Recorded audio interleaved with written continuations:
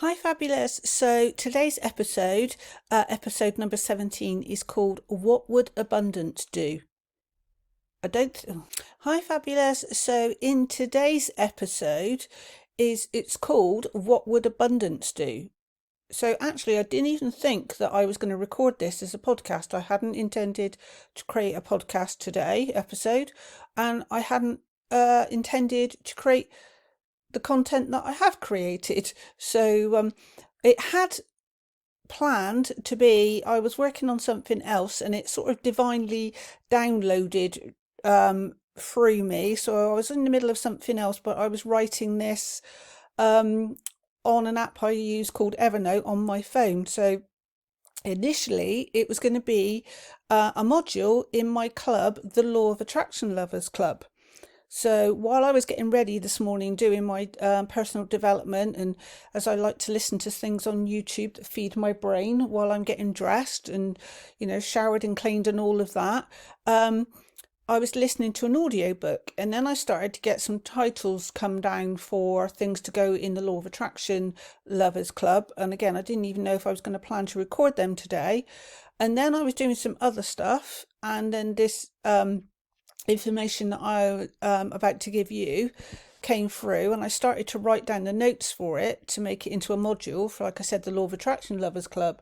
And then when I wrote it, I thought, well, I could record it as a podcast episode as well. So it is a module inside the Law of Attraction Lovers Club, but it's also this podcast episode because there's not everybody, people aren't in the Law of Attraction Lovers Club. They don't know what it's about.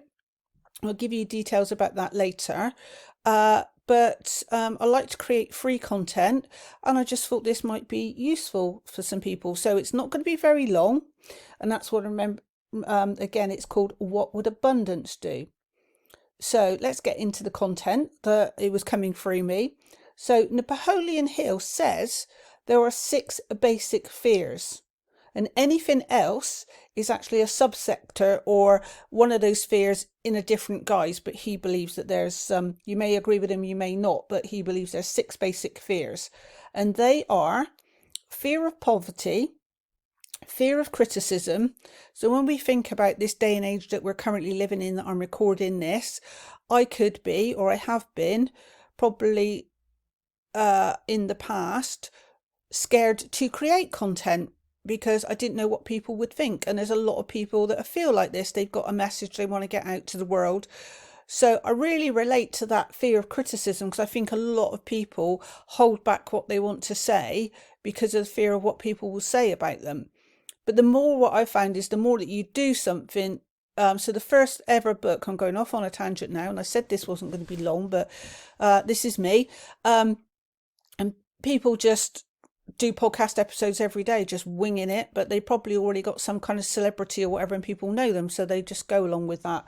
But yeah, the fear of criticism. So the first book, personal development book, that came to me through a set of synchronicities, and I had no idea that I was going to tell you about this, was called Feel the Fear and Do It Anyway by Suzanne Jeffers. That was back in the 90s. I didn't even know books like personal development books, etc. existed, but that was given to me, and then that changed my life. Maybe I need to read it again. I always like revisiting books, but if you haven't had that one, what I will do is I will put a link for it, or I would have already done this by the time it's up, is put a link in the show notes to grab a copy of that. So yeah, a lot of people stop themselves doing what they want to do because they fear of what other people, and they have this message that they want to put out there. So yeah, fear of criticism, I think, it's always been there, but a lot of people could relate that they have something they want to put out in the world, but they're and I'm going to go off on another tangent now, but yeah, in my personal life, sometimes there's things I like to do things in secret, so that as I'm really going deep now, so people don't pee on my bonfire, as I call it, because if I want to get something out there, I don't want other people's energy. And I'd heard this phrase a long, long time ago, and I thought, yeah, that makes sense for what I'm doing and why I do it and how I do it. And I've heard it twice over this weekend, and because I'm recording this on a Monday. And this person said twice, I'd rather beg for permission. Sorry, I'll say that again. I'd rather beg for forgiveness than ask for permission. And they said it twice. And I was in this sort of scenario that I felt I should discuss something with somebody, and then I did, and they peed on my bonfire. So, and it took me down the spiral, as it were, down the emotional scale. And well, I thought that had taught me a lesson. And I thought, oh, that sort of, I should involve this person. But that's got a classic of me sharing what I wanted to do and something that made me feel elevated and excited, and then they peed all on my bonfire. So, and then it made me very sad and unhappy, and I had to find a way to work myself way up the emotional scale. So yeah, and then I heard the phrase again yesterday, and I thought, there you go. I'd rather beg for forgiveness than ask for permission. That was a message to me from the universe to just go ahead with what you want to do anyway, and then just just ask. Not that you really have to ask for forgiveness, but it's sort of saying go and do it anyway rather than ask for permission to do it. And 9 times out of 10, I bet when you go and do something that inspires you and does it the way you want to do, and they see the results of that anyway, you don't need to ask for forgiveness. So yeah, we'll go back to fear of poverty, fear of criticism, or fear of the loss of love. A lot of people stay in relationships, or they're scared to take chances because they feel, again, it could be a combination of fear of criticism, fear of loss of love, that they feel if they do something that they're going to be criticized for it and then lose the love of somebody. So it's fear of ill health, fear of old age, and fear of death. And it says that the 2 biggest ones are fear of death and the fear of poverty. So my greatest challenge, I'm not really worried about death anymore. A lot of people don't believe that I'm actually my age, or when they find out that I'm my age, maybe because the way I am, the way I act, the way I come across, the way I dress, I don't even think about my age. I do concentrate and focus on having positive, good health, and I'm lucky that I do have that. Ill health doesn't really worry me. When other people are getting coughs and colds around me, that's the time I put myself in what I call my energy bubble, and I don't tend to get the illnesses that they have. Even fear of loss of love doesn't really, I like my own company. I feel confident that I will be able to occupy myself and do exciting things if I wasn't in a relationship. So those things don't, fear of old age, I just think I've got a life. Well, if I haven't, I've lived a lovely life that I'm really grateful for, and been and done things that, maybe at one time I never expected. So that doesn't bother me. And I think that I've actually got a lot of life left in me. And so my greatest challenge has always been the fear of poverty. I don't know about other people listening to this, but that, maybe subconscious mindset or inherited mindset, poor money mindset. So that's been my greatest challenge. So I love the fact in her book, Rich as AF, as I call it, or Rich as AF was the way I would say it, rather than saying the actual title. Amanda Francis admits that battling her money mindset is a daily challenge. I found this really refreshing when I heard that. I will put the link for the book underneath in the show notes. But I have tried many things, practices that I've paid for unblocking sessions, cutting cords, and still money fears have rose their head after that. And then I would feel like a failure because I'd done these practices and still had issues. So then I had to cope with the issue of guilt on top of my, I'll say, poor money mindset. I nearly said the word beginning with S. But yeah, so I was doing all these things to unblock myself for why I had this poor money mindset, and invested money to help cure that. And then it would still come back. And then, like I say, it would have, I don't know if anybody else has been in that position. And then I would have guilt around the fact that it didn't work and it had come back again. Or I would think I had it sussed. I'd read a book, not as rich as AF, I have to mention, and think, yes, finally, I've got it cracked. It just, whoa, yeah, it all makes sense. And my confidence would rise, and so would my bank balance. And then boom, an unforeseen situation would arise and the money fear would come back. In what is honestly my favourite book of all time, Outwitting the Devil, Napoleon Hill talks of the devil always being there, creating situations that cause us to drift, as he calls it, drift back into fear. You might think, if you read that book, is there really this thing as a devil, or is it negative emotion, negative mindset, always sitting there ready to take us off down that path again, to drift down that path of fear, one of those 6 fears. And believe me, I know what that means. Even when I've read these books and I think I've got it sussed, like I said, boom, something comes along, even after reading Outwitting the Devil, and I've gone back down that path again. We are always prone to drifting, however many hours of personal development and mindset work we have done. That's why I found it so refreshing when I actually heard Amanda, who is very successful and keeps becoming more and more successful, actually says that she still has those challenges on a daily basis. I personally find that so liberating. But thinking about it as drifting allows me to acknowledge I'm off course when I feel feelings of anxiety. So when I start to feel those feelings, I know now that that's a trigger. I'm starting to drift. What I want to share with you is some information I came across recently in another book. Surprise, surprise. Going up and down the emotional scale, or the emotional scale, or the spiral, is normal. It's part of life, because we need the contrast to expand. So all this law of attraction work and all this positive mindset can make us think that we just got to focus on the positive mindset. We've got to do all this work. And then suddenly when we do drift, or we go back down the spiral, the emotional scale, we think ourselves as failures because we've done all this work and we're crashing back down now. But this particular book, and like I said, I will put all the links for all these books in the show notes, showed me, or reminded me, this is part of life, because we need the contrast to expand, and that is the way it's always meant to have been. But we're led to believe that it's not, and that we can live in this abundance and joy, and if we're not, then we think that we're doing something wrong. But I'm sure you've heard the saying that what doesn't kill you makes you stronger.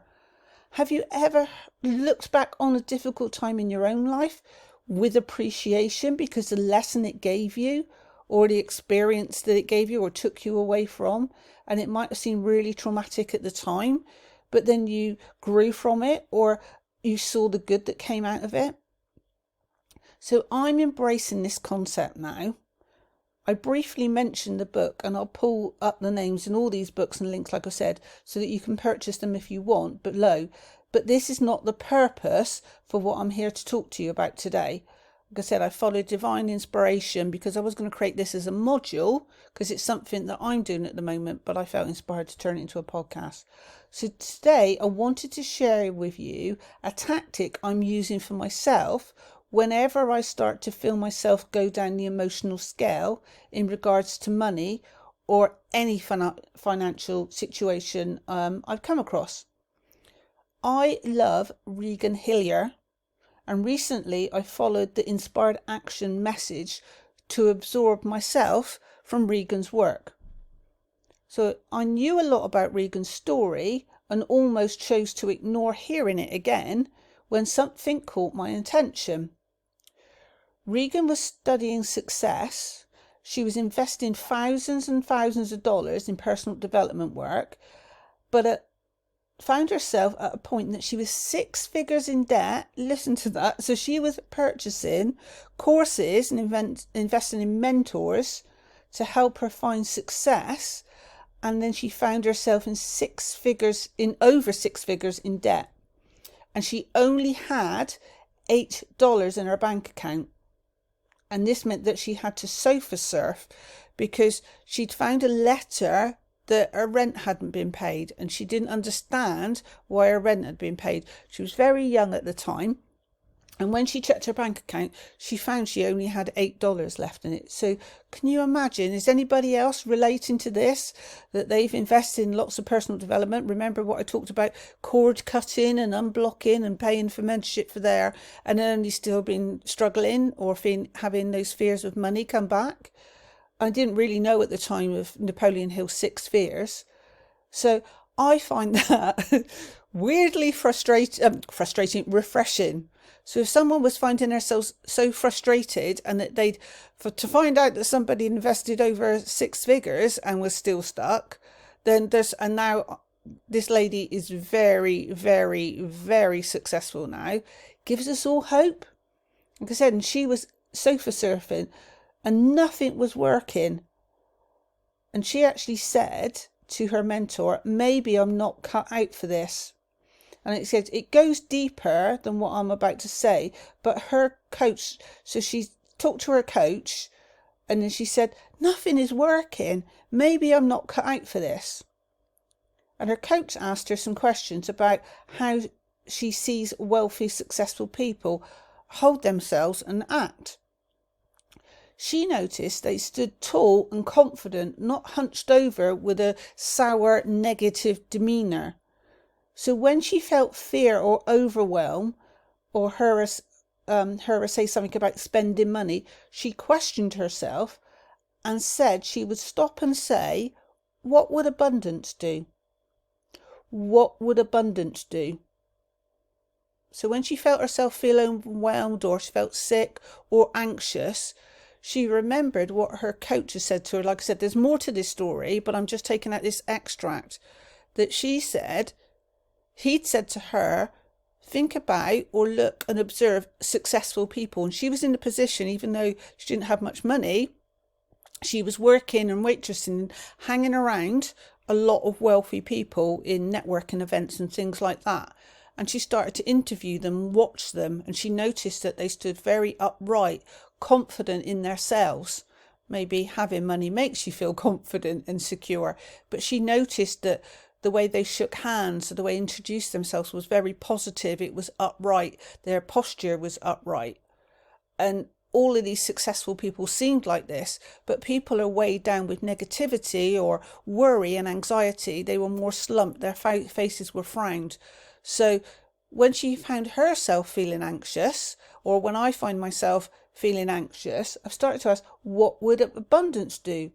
She said she would immediately stand tall and confident, change her posture, and again ask, what would abundance do? I won't go any deeper into Regan's story because chances are you've already heard it, or you will hear of her very soon, because like I said, she's just going from strength to strength, and her name and her image is everywhere at the moment. But that's what I've started doing when I start to retract or go into scarcity mindset. Regan says you can't be in contraction or retraction at the same time. So if you're retracted or restricted, then you are not in a vibration to attract stuff. But if you think, what would abundance do? What would abundance do? And hold yourself up, put your shoulders back, stand up straight, put your chin up in the air, you're going to find it hard to retract or restrict yourself from there and then go and retract into a scarcity mindset. I know when I'm thinking, my thinking is down or down the spiral, because I know when I'm like it. Like I said earlier about drifting. So if I feel anxiety, I can use that as a trigger to let me know that I'm starting to drift. I'm going down the spiral. And I know this because I get very hot when I've noticed now. When anxiety starts to flood my system, my core temperature rises, and I can use this now as a signal, and I can stop and ask myself, what am I thinking or feeling in this moment? Then I repeat. What do I repeat? Repeat after me. What would abundance do? See, I don't see abundance as just about money. I see it about all aspects of life. A whole fulfilled life in all aspects, in all areas. That's an abundant life. So there is my tip to acknowledge, and perhaps helpful to you to also know whenever you're feeling down the emotional scale. Maybe you experience your core temperature go up when you get anxious, or just start to look at the things that feel that you're starting to feel anxiety and remind yourself that you're feeling, starting to drift. Just stop and take a few slow, deep breaths and then ask, I'm pausing because I want you to say it yourself, what would abundance do? You may get from the more beneficial proactive from this more beneficial proactive calm mindset, you get an inspired idea what to do if you're feeling stuck or overwhelmed. But then maybe you won't, but you will have at least caught the unproductive feeling in the bud and giving yourself the opportunity to make your thoughts more beneficial. And another tip to take your thoughts back up the spiral is just think about 3 or more things that you are grateful for. Appreciations for anything, even seeing you were having some negative sensations and you caught yourself in the act, can be something to be grateful for. And appreciation is probably one, or if not the most powerful vibration, one right up there at the top of the emotional scale. So I'll leave it there and maybe listen to this a couple more times, or come back to it when things, especially finances, become overwhelming, to remind yourself to say, what would abundance do? Abundance would know that there's infinite resources available at all times. So I've recorded this subject and I've placed the same recording or similar into the Law of Attraction Lovers Club. But as I said at the beginning, I've also just recorded 3 other modules that are only available in the Law of Attraction Lovers Club, and I'm not turning into podcasts. So if you want to access and listen to them, why not take advantage of the 7-day free trial for the Law of Attraction Lovers Club?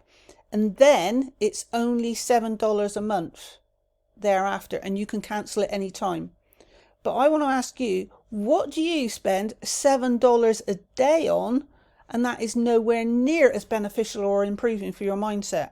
So this day and age, even a coffee from, a worldwide coffee chain, or even your local coffee chain, maybe on your way to work, could cost you around about, depending where you are in the world, $7 a day. Think of how much you invest in things that could cost around $7 a day.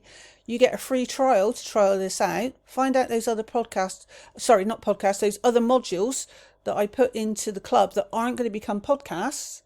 So if you want to learn more about the Law of Attraction Lovers Club, go to loalover.club, loalover.club, or just go to the notes below this episode and click on the link. Plus you'll also see all the links for the books that I've mentioned. So what are you going to do now? You're going to ask, what would abundance do? And I'm going to leave it there and hopefully see you in the Law of Attraction Lovers Club. Bye for now.